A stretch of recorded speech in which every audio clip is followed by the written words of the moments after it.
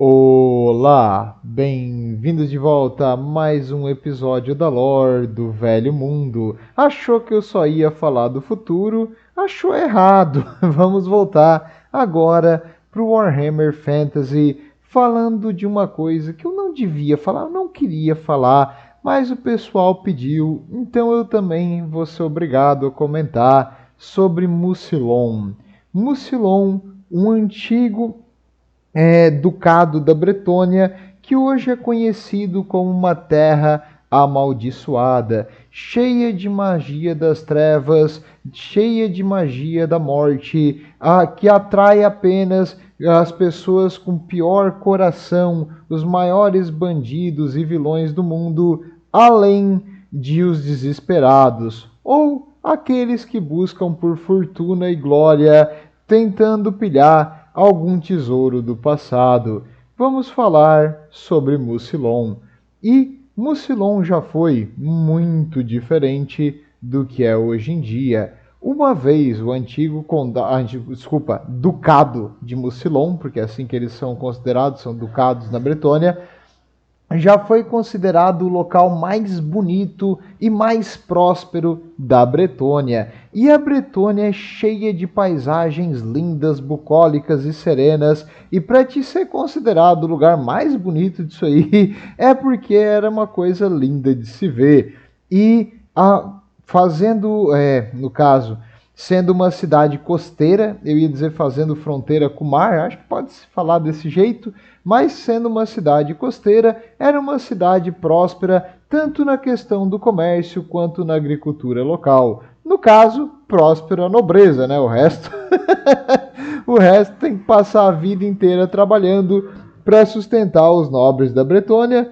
Justo, achei correto.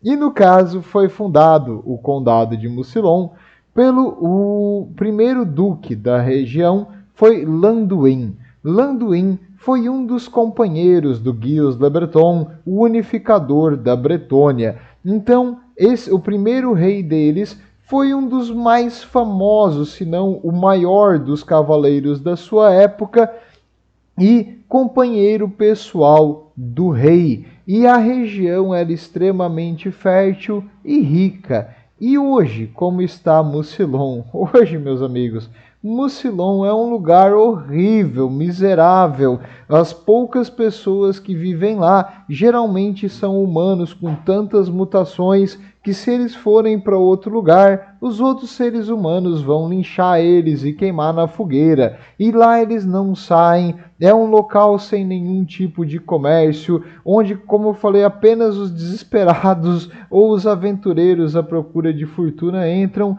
e muito difícil alguém sair. É um local amaldiçoado por espíritos que estão presos nesse mundo, por corpos que perambulam depois da morte e por criaturas monstruosas. E esse local, que antes era lindo, agora é cheio de morte e de escuridão. E uma frase que representa o que é Mucilon hoje, de alguém que vive na Bretônia, um cocheiro: eu nunca estive lá e também nunca quero ir. Por acaso eu pareço um idiota? Esse aqui é um cocheiro que foi pedido para levar as pessoas para Mucilon. Ele falou: não vou. Exatamente, cara, a tua vida vale mais. Não aceite ir para lá. Não faça isso. Escute o cocheiro quando ele diz que esse lugar é puro azar e pura morte. Não vai para lá. Mas por algum motivo você não escutou o cocheiro, que sempre dá bons conselhos, e você quer ir para Mucilon. Então é bom você saber o que já aconteceu em Mucilon antes de ir para lá. Inicialmente, o primeiro dos duques, ele foi um grande homem, um grande cavaleiro, porém ele governou Mucilon durante uma época terrível para a Bretônia. A região foi devastada por orcs, por guerreiros do caos, por homens-besta, e os poucos cavaleiros que sobraram se juntaram e receberam a bênção da Dama do Lago e viraram os primeiros cavaleiros do Graal, e com a força da Dama do Lago sobre seus corpos, Eles não se cansam mais, eles melhoraram as suas habilidades, eles receberam armas mágicas e assim eles conseguiram virar a balança da batalha e conseguir derrotar todas as forças que antes atacavam a Bretônia. Só que nem tudo é mil maravilhas. Durante esse processo de invasão, uma das vítimas foi Mucilon. Mucilon foi devastada. A população civil quase toda morta ou escravizada pelos Pele Verde, pelos guerreiros do caos, pelos homens besta, e toda aquela morte atraiu a atenção de alguém que utiliza a morte, um vampiro. E o vampiro fez pior do que essas outras criaturas caóticas, pois ele profanou os corpos dos mortos e a terra em si. A magia da morte fez mais do que queimar uma casa, matar o gado ou pilhar uma colheita. A magia da morte fez a terra ficar morta, ficar infértil, ficar doente. E com a terra doente, tudo que viria posteriormente ficaria do mesmo jeito. Ele condenou a terra de Mucilon. O que antes era verde, brilhante e abundava em recursos, hoje é um local desolado, frio e pantanoso, onde a única coisa que tem em grande quantidade é a tristeza e a morte. E no caso, quando os cavaleiros conseguiram chegar na região de Mucilon para enfrentar os inimigos, era o vampiro que tinha tomado posse ali. E agora os cavaleiros marcharam em silêncio, vendo os corpos mortos, vendo a terra devastada, vendo a destruição que foi causada na sua amada terra da Bretônia. E para o Landuin, que essa era a sua terra de nascença, doeu mais fundo. Foi o impacto que ele sentiu ao ver Mucilon devastada. Mas junto à sua espada, ele teria certeza que ele iria se vingar de quem fez isso aqui. E ele enfrentou, junto com os outros cavaleiros do Graal, e, claro, os outros cavaleiros e soldados que lutaram com eles, as tropas dos mortos-vivos, os corpos dos seus antes parentes, familiares e as pessoas que ele amava e que jurou proteger, ele teve que derrotar em batalha. Felizmente, graças à sua arma mágica, ele precisava matar eles apenas uma vez e o vampiro não iria conseguir ressuscitar eles de novo. Mas, até o momento, depois de um dia inteiro em batalha, ele encontrou o vampiro. Ah, esse vampiro tá ferrado. Pensa num cara com raiva. O Landuin, ele mandou todo mundo ficar para trás, que o vampiro era dele. Ele derrotou a guarda tumba, os esqueletos mais poderosos do vampiro, e depois ele enfrentou o vampiro. E olha, normalmente um vampiro é mais ágil, mais forte e mais, no caso, brutal e agressivo que um ser humano. Nesse momento, o vampiro contra o Landuin foi como tu soltar um poodle, no caso o vampiro seria o poodle, contra um urso adulto e com raiva. Então o Landuin massacrou esse vampiro, arrancou a cabeça dele do corpo e estendeu para todo mundo ver, enquanto o corpo do vampiro virava pó. Só que tem um detalhe: os mortos-vivos não desapareceram por completo. A magia e toda aquela morte e destruição que estava acontecendo em Mucilon e ao redor fez com que os mortos ficassem presos a esse lugar, não só pelo vampiro em si, mas pela terra. A terra ficou devastada. E no caso, o Landuin agora, mesmo depois de derrotar quem causou isso na sua preciosa e maravilhosa terra de nascença, ele recebeu o governo ali da região e ele fez o que pôde para tentar reconstruir. E eles tentaram fazer de novo cidades, tentaram semear os campos, só que quase nada nascia.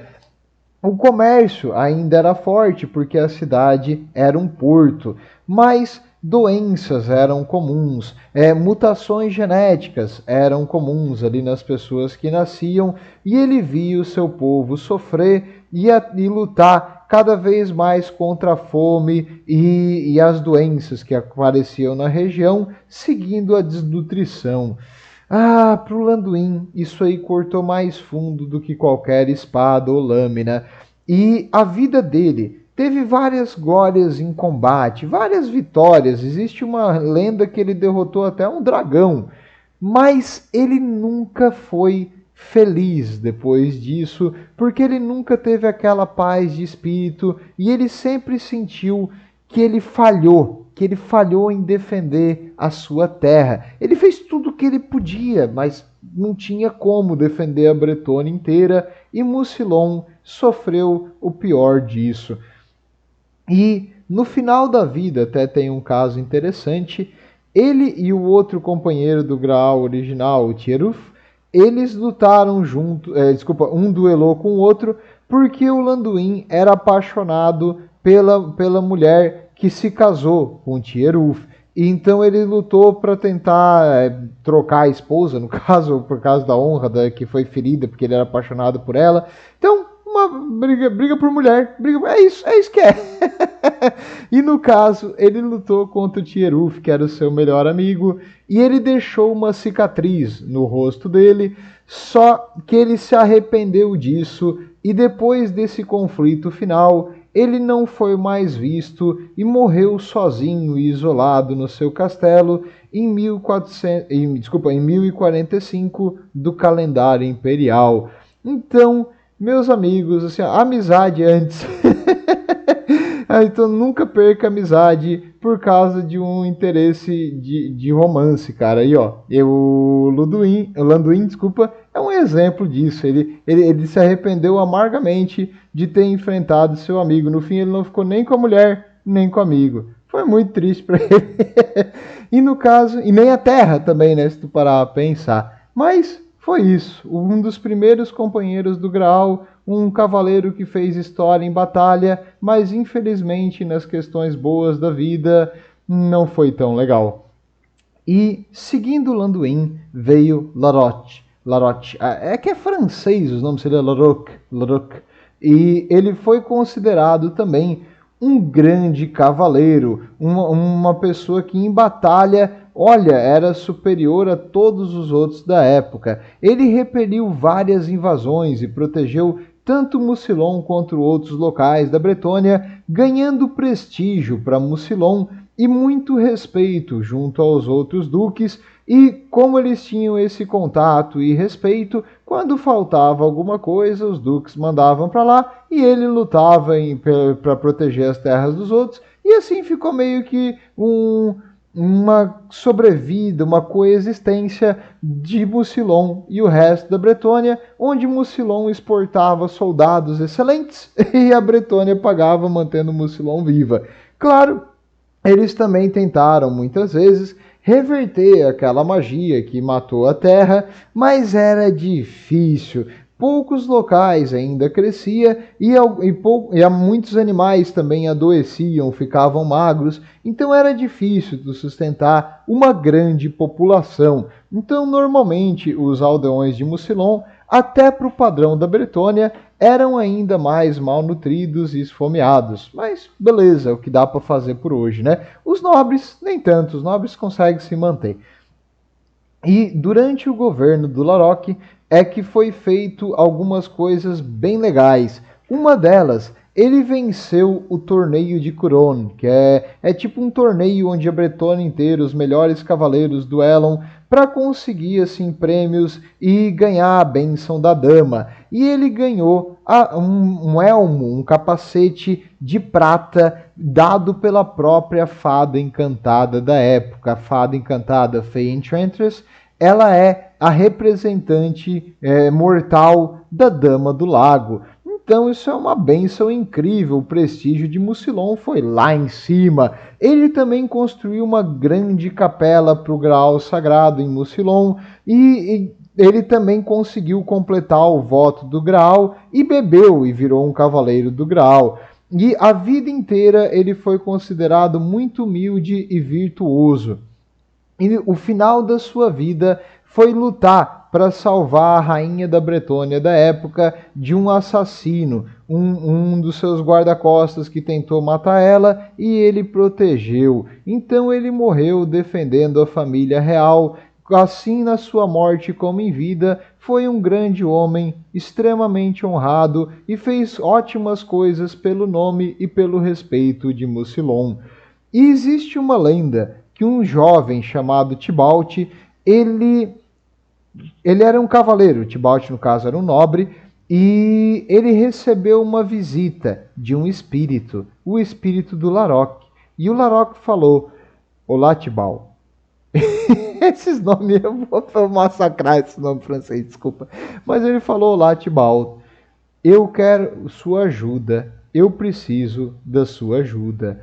Você vai abrir a porta daquele mausoléu e você vai pegar o capacete que está lá dentro. E o Tibaldi foi até o mausoléu que ele mandou e ele pegou o capacete.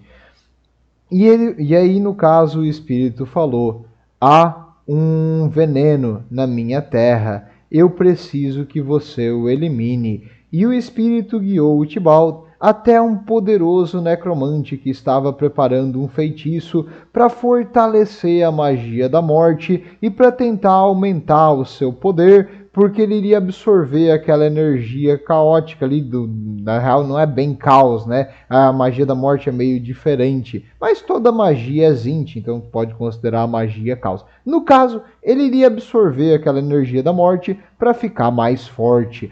E agora o Tibalt, com um elmo, enfrentou o necromante. E esse era o elmo abençoado pela fada encantada. E graças a esse elmo, ele conseguiu impedir a magia do necromante de afetar o seu corpo. E ele conseguiu enfincar a espada no coração do necromante, matando ele, porque os necromantes historicamente não são mortos, né? Eles são vivos. Então depois disso ele queimou o corpo e o Tibalt salvou mais uma vez a terra de Mucilon dos mortos-vivos, pelo menos por enquanto. E beleza, então eu entendi que Mucilon é amaldiçoada pela magia da morte e isso atrai necromantes e tudo que há de ruim para essa região por causa dessa magia da morte, certo? Exato. Mas é só os mortos-vivos que eles têm que se preocupar? Não, não é só os mortos-vivos. Além da fome e das doenças convencionais, existe um clã de ratos que sempre quis espalhar a doença. E que lugar melhor para espalhar a doença do que um lugar onde as coisas humanas estão fracas e mal nutridas? E agora eles atraíram o clã Pestilens para a região. E ali o clã Pestilens, aliás, na Bretônia inteira, eles espalharam a varíola vermelha.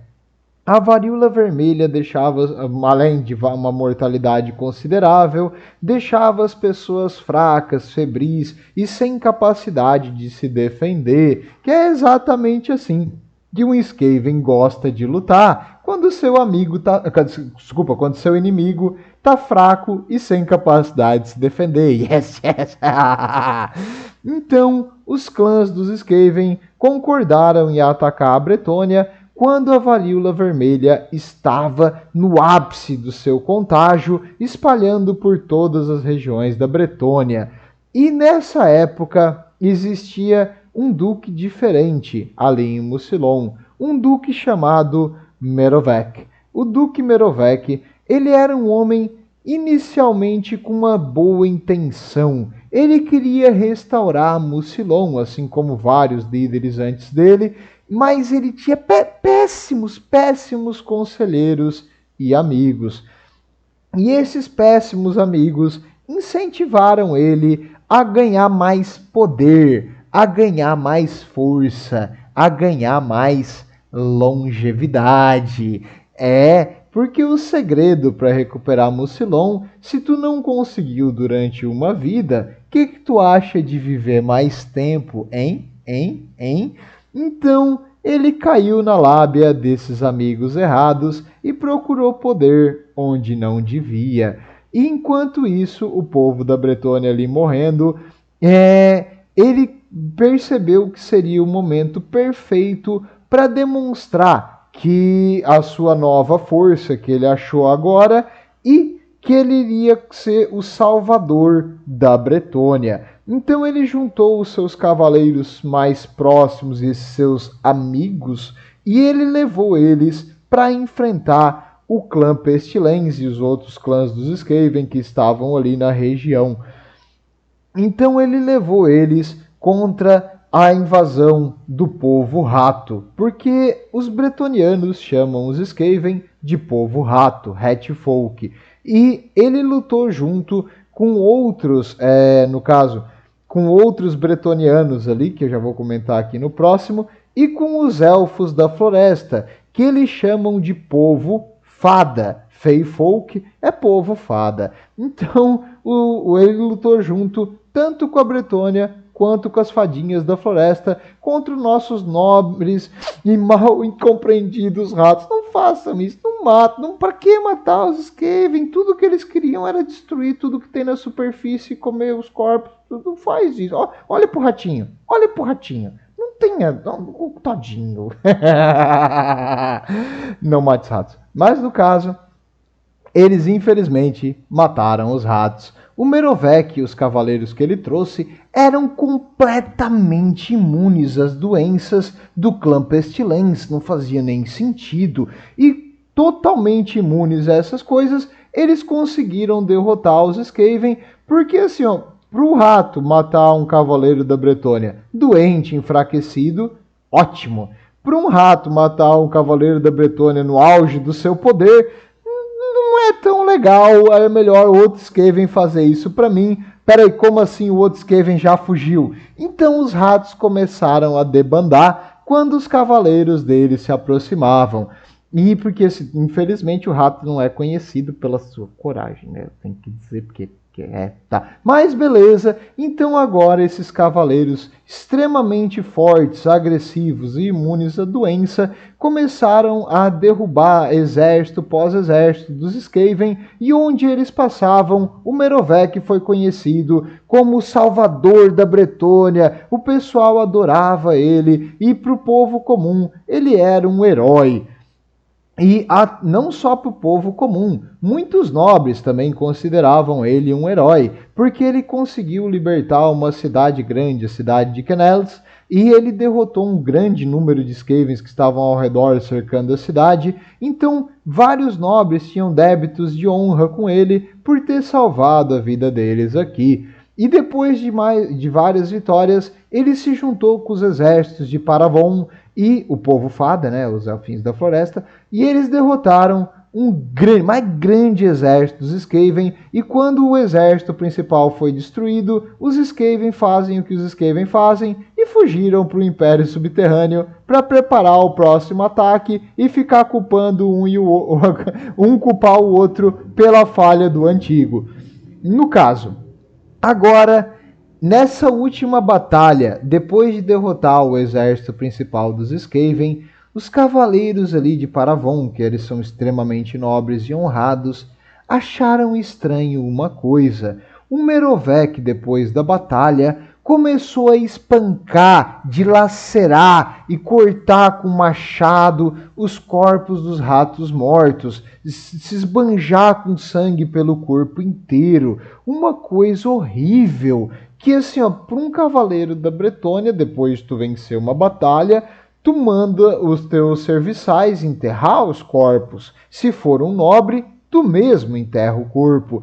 Mas massacrar e dilacerar os corpos, até essas criaturas, os ratos aqui, que para eles consideram inferiores, quase que mutantes, eles acharam que isso aí foi um pouco demais e desonroso, até porque foi mesmo. Então eles chamaram o Merovec de açougueiro, porque ele era assim brutal, agressivo e violento, e nessa batalha ele demonstrou isso muito. Estava claro para todo mundo que conseguia ver. Tinha algo meio errado com esse cara.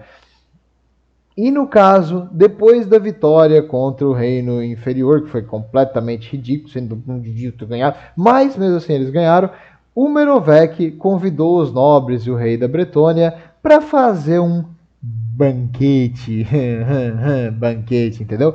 E aí eles chegaram lá, e quando eles chegaram no salão principal do castelo, eles viram uma coisa horrível. Vários prisioneiros empalados, outros cortados, os seus corpos abertos no chão, os mortos-vivos, esqueletos, servindo a comida e servindo o duque. Uma coisa horrível, uma coisa profana. E o Merovec, no caso, duelou contra o rei. Diz a lenda que o rei falou para os outros duques ficarem para trás, puxou a espada e declarou o Merovec um traidor de tudo que é sagrado, um desonrado, e falou que ele iria acabar com isso ali. E o Merovec enfrentou o rei, cortando seu pescoço, enchendo um cálice com o sangue do rei e tomando na frente dos outros duques.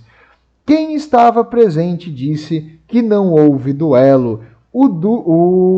No caso, Merovec apenas assassinou o rei a sangue frio.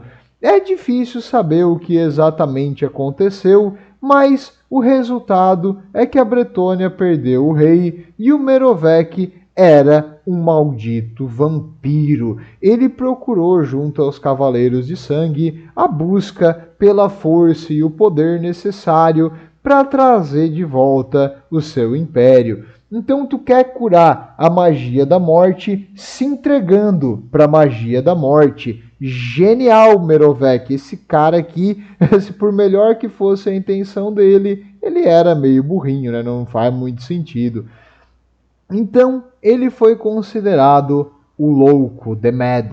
E a própria fada encantada, Fay Enchantress, e os outros duques e vários cavaleiros ali de Mucilon que não tinham sido corrompidos e virados vampiro, se uniram e conseguiram derrotar as forças dos vampiros e o Merovec. E agora a bandeira de Lyonesse ficou alta no castelo. Lyonesse era uma província que faz fronteira com Mucilon, e agora a maior parte das terras de Mucilon foi anexada por Lyonesse, que aproveitando, né, já que a gente também expulsou o mal do mundo, vamos aproveitar e pegar um pedacinho de terra. Então as terras melhores ali de Mucilon, que ainda eram produtivas e que ainda tinham vida, acabaram sendo perdidas, aumentando ainda mais o prego no caixão de Mucilon. E mesmo o rei novo ali que foi eleito depois, foi escolhido depois, ele pediu para não enterrarem o corpo do Merovec. Só que muitos nobres e muitas pessoas ainda viam ele como um salvador por ter derrotado os Skaven. Então eles, e porque nem todo mundo sabia, não era uma coisa conhecida, que ele era um vampiro. Então eles também, no caso, decidiram enterrar ele num grande mausoléu. E eles fizeram um mausoléu que é quase um castelo ali perto de Mucilon, para enterrar esse antigo salvador da Bretônia, que depois enlouqueceu pela maldição da sede de sangue. E depois de anos, esse castelo afundou. Depois começou uma chuvarada. Provavelmente deu infiltração, né? Porque o pessoal da Bretônia não sabe construir muito bem. Mas aí, no caso, começou a entrar água e apareceu um pântano ao redor desse castelo, que no caso era um mausoléu, um castelo para o morto, e ele foi sendo enterrado, e hoje ninguém mais sabe aonde fica esse mausoléu, onde está o corpo do Merovec. Com certeza nada de ruim vai acontecer com um vampiro que não foi propriamente morto e que ninguém sabe onde é que está o corpo, né? Mas essa aqui é uma história para outro dia. Hoje a história é de Mucilon, não do Merovec.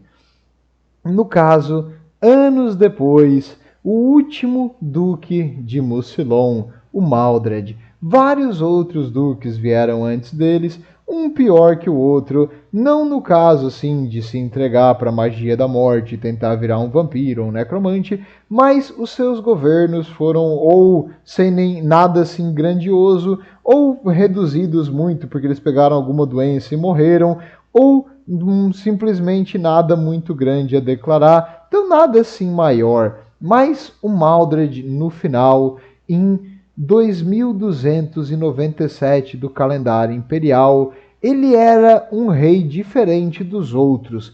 Ele tinha uma certa habilidade em combate, ele não era completamente indefeso, porque ele era um nobre, todo nobre da Bretônia, treinado desde o nascimento em combate.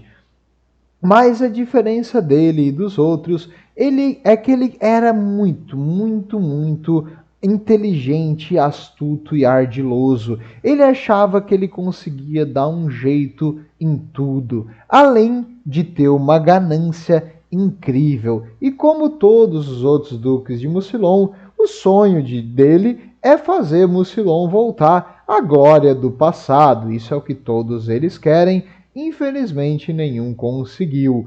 E ele se juntou com no caso, uma feiticeira chamada Malfleur. Essa feiticeira Malfleur era sua amante. E eles prepararam um plano maquiavélico para tentar retornar Mucilon à glória e trazer de volta todo o prestígio do passado. E o plano deles foi colocado em ação quando o rei Jules o Justo morreu. Jules morreu numa luta contra os guerreiros do caos e é dito a lenda, porque o pessoal da Bretônia gosta de aumentar as coisas, mas que o guerreiro do caos que matou ele era o líder daquela expedição do caos, e ele enfincou a lança no coração do guerreiro, e o guerreiro do caos cortou a cabeça do Jules com o machado, e os dois morreram na batalha. É possível que isso tenha acontecido? Sim. É possível que os bretonianos só dão uma baita exagerada nas histórias? Sim. Mas no caso, o fato é que o rei morreu lutando contra o caos. E agora era o momento do Maldred brilhar. O Maldred e a sua maléfica amante, a Malfleur, decidiram fazer o plano de... Como eu vou explicar o que eles decidiram fazer? Ele queria tomar a coroa, ele queria ser o rei. Só que o rei é escolhido pela Dama do Lago. E para ser escolhido pela Dama do Lago, tu tem que tomar no Graal Sagrado e fazer a missão do Graal. Então, ele publicamente, na grande capela, ali no grande templo do Graal que foi construído anteriormente, ele fez o juramento em público para centenas de pessoas que ele iria buscar o Graal Sagrado. Então, todo mundo viu que ele jurou pela dama achar o Graal. E ele achou muito, mas muito rápido, porque normalmente levam décadas e tem cavaleiros que procuram a vida inteira pela bênção da dama e nunca conseguem. E ele conseguiu na mesma semana. Ué? Como assim? E além de conseguir o voto do Graal, ele também falou que a Dama do Lago pediu ele em casamento. Olha... esse tamanho do mentira desse cara. Mas beleza. Ele disse que a Dama do Lago pediu ele em casamento. Tá. E além disso, ele prendeu a fada encantada, Fey Enchantress, e como isso? A Malfleur, usando sua magia, conseguiu neutralizar a Fey e eles prenderam ela em correntes mágicas e levaram para uma prisão secreta que pouquíssimas pessoas sabem onde fica. E, além disso, para justificar que ele prendeu a Fey, que a dama vai se casar com ele, ele tinha o Graal Sagrado porque a dama deu para ele de dote do casamento. Olha a pompa desse desgraçado. Ele falou que a dama queria tanto casar com ele que ela deu o Graal para ele levar. Ai, cara, que babaca. Que grandíssimo babaca. Mas o Maldred tentou convencer as pessoas E na Bretônia, tu meio que não duvida do teu nobre. Então o povo simples ali de Mucilon acreditou que ele realmente era enviado e que tudo que ele falou é verdade, porque leva em consideração que o nobre não mente. E além disso também, ele tinha o graal sagrado ali na mão dele, parecia ser verdadeiro, parecia ser real. Mas como assim? De onde é que eles tiraram esse graal? Esse graal era falso, obviamente, né? Esse graal foi feito pela bruxa ali, que era apaixonada por ele, pode chamar de feiticeira, mas é uma bruxa. E esse graal trazia uma certa força e vigor, provavelmente utilizando uma forma mais fraca do vampirismo, bem mais fraca. E ali, e agora aprisionando a Fey Enchantress, não tinha mais ninguém que iria falar que esse não era o Graal de verdade. E não só ele tinha esse Graal falso para provar, ele também conseguiu juntar à sua bandeira vários nobres que tinham se considerado meio que deixados de lado ou que estavam descontentes. Então isso foi uma coisa já há muito tempo programada. E esses nobres que eram descontentes viraram os seus cavaleiros corruptos. Esses cavaleiros corruptos procuraram as donzelas da dama, que são uma espécie menor ali de fada encantada, porque a fada é a personificação da dama em forma humana. Já as damas são as donzelas, quer dizer, perdão, são as meninas que têm poderes mágicos, que nascem na Bretônia, desaparecem por uns anos e depois voltam como donzelas da dama, espalhando a vontade e as palavras da dama por aí, só que elas não têm a mesma autoridade que a Fey Enchantress. Então, os Cavaleiros do Graal, eles só podem lutar contra um outro cavaleiro se a Fey Enchantress permitir. E não é qualquer pessoa que pode mandar um cavaleiro matar outro. E se eles não têm a bênção da Fey e eles não têm um rei para seguir, eles não podem fazer nada contra o Maldred, porque é contra a honra, é contra a lei.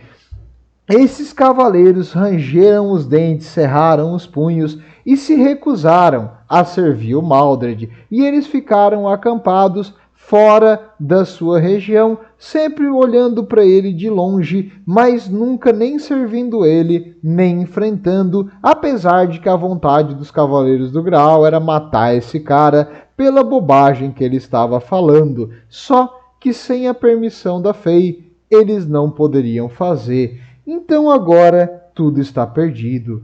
A Bretônia não tem rei. Os cavaleiros e a mentira que o cálice está na mão do Maldred está se espalhando e as pessoas estão acreditando nisso aí. Ninguém sabe onde a Fey está presa e nem como chegar a ela. Os cavaleiros do Graal não podem lutar, e aliás, nenhum cavaleiro pode lutar contra o Maldred porque é desonroso. E agora, quem poderá nos defender?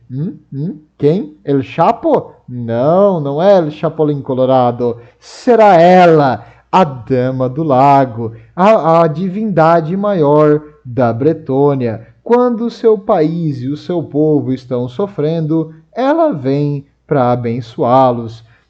E a Dama do Lago provê. No caso, ela mandou um sonho para Gaston de Diez. Gaston de Diez era um cavaleiro em missão, um Questing Knight. Esse Questing Knight é um cavaleiro que vai por aí fazendo várias missões para tentar ganhar honra e fama para um dia fazer o voto do Graal.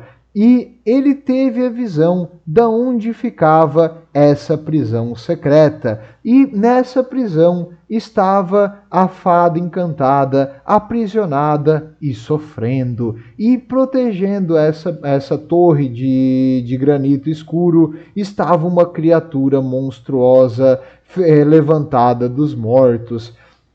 No caso, o Gaston não pensou duas vezes. Ele subiu no cavalo e foi seguindo em direção para onde ele sentia que ele deveria ir. E ele chegou na torre. Essa torre era cercada pelo mar de todos os lados e o único acesso era uma ponte de pedra. Em cima dessa ponte existia uma aberração, uma criatura de vários corpos, uma coisa de quase 3 metros de altura, com braços de um monte de corpos juntados ali, uma aglomeração de esqueletos e carne podre, uma coisa terrível. Mas o Gaston não pensou 2 vezes. Correndo junto ao seu cavalo com a sua espada longa de 2 mãos, ele decepou uma das 4 patas, sei lá o que era aquilo, um aglomerado de coisa que o bicho tinha que usava como uma pata. Ele decepou uma, a criatura caiu para o lado. Depois ele enfincou a sua lança dentro da mandíbula da coisa, onde ele imaginava que era o cérebro, e rasgou a parte da frente da boca. A criatura continuou se debatendo e derrubou o seu cavalo, mas ele não parou. Ele cortou outra mão da criatura com a lança e depois ele foi cortando e cortando e cortando e cortando aquela criatura aberrante em vários pedaços, até que o corpo começou a se transformar em pó. Vitória para o Gaston. Ninguém corta como Gaston. Essa é para os fortes, para entender a referência aqui. Mas no caso, o Gaston agora subiu a torre, chegou lá em cima e libertou a fada. Oh, ela olhou para ele, ele olhou para ela. Que homem. E ele, que fada. Ah, não, desculpa. Ele a libertou, ele pegou a sua mão e beijou e falou, encantado. Ela falou, não. Encantada? Ah, cara, tá, chega de piada de tio. Chega. Beleza, pra frente. Então ele salvou a fada encantada e agora os dois cavalgando junto, eles foram ao encontro do maldito malfeitor que havia feito essa injustiça com a própria representante da Dama do Lago. E, como prêmio por ter salvado a sua representante mortal, ele foi permitido a tomar do verdadeiro Graal e ele foi escolhido como novo rei da Bretônia. Só que ninguém sabia disso, além dele, da fada e da Dama do Lago.